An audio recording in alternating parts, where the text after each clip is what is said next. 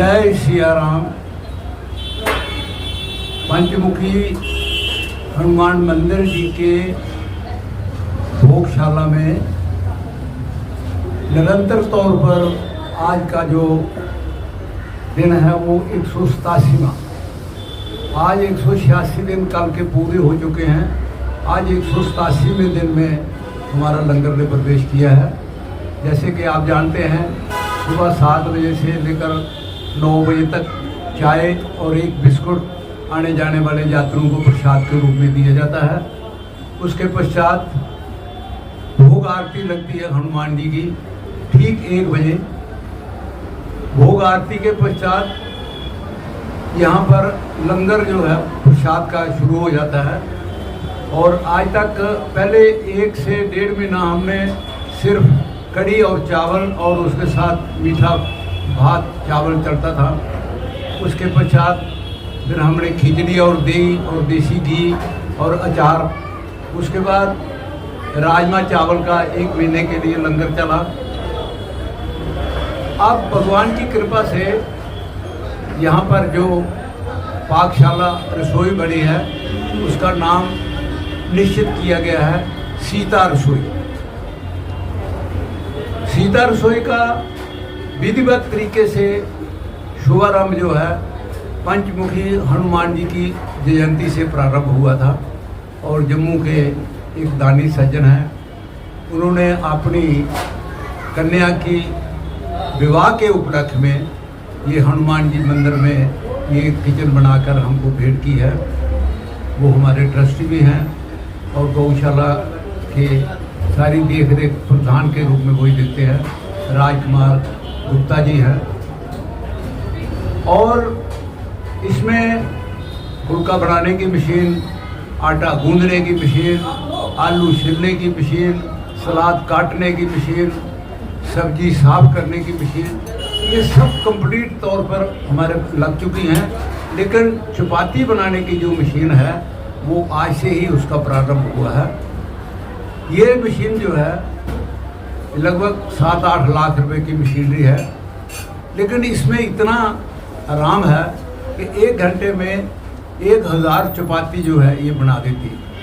और उसके साथ साथ सबसे बड़ी बात यह है कि इसको कोई किसी भी किस्म का फुलके का जलना, सड़ना, उसको आटे का ज़्यादा होना, छोटा बड़ा साइज करना, सब इसमें निश्चित है। अगर आप 20 ग्राम का रोटी बनाना चाहते हैं, 25 ग्राम की बनाना चाहते हैं, 30 ग्राम की रोटी बनाना चाहते हैं, तो उस किस्म से इसमें रोटी जो है जैसे इसको कमांड दी जाती है बन जाती है। घी लगाने का प्रोविज़न भी है।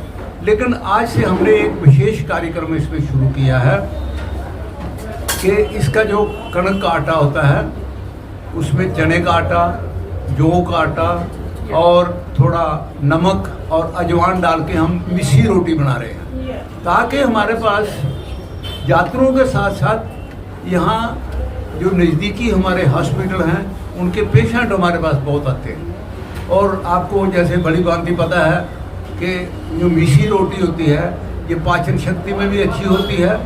और विशेष करके जो शुगर के बीमार हैं उनके लिए तो ये रामबाण के रूप में साबित होती है।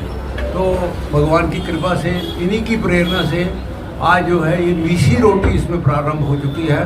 अब हमारा जो लंगर है ये तकरीबन 3, साढ़े 3, 4 बजे तक दाल चावल सब्जी और ये सब चलेगा।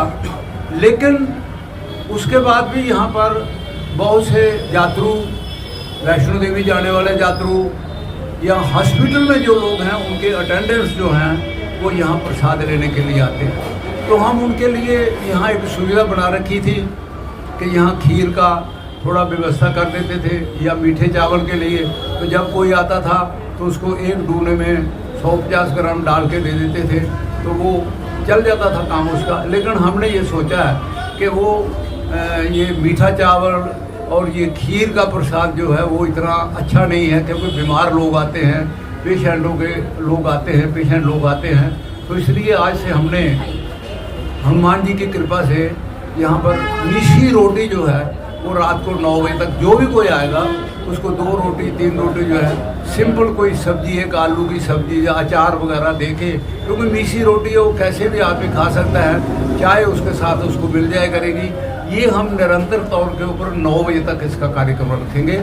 और उसके बाद अगर कोई रोटी उसके बाद वो प्रसाद के रूप में जो बनी है बच जाती है, तो उस रोटी को हम जो है यहाँ तो दूसरे दिन सुबह हमारे लोग जाएंगे हनुमान की सेना को समर्पित करेंगे, अथवा हमारे जो पास गौशाला है, यहाँ लगभग 500-600 गाय है, तो उन गाय के लिए हम जो बची हुआ जो रात का हनुमान जी का प्रसाद है उसको हम गौ माता को समर्पित करेंगे या हनुमान जी की सेना को समर्पित करते रहेंगे जैसे जैसे स्थिति होगी।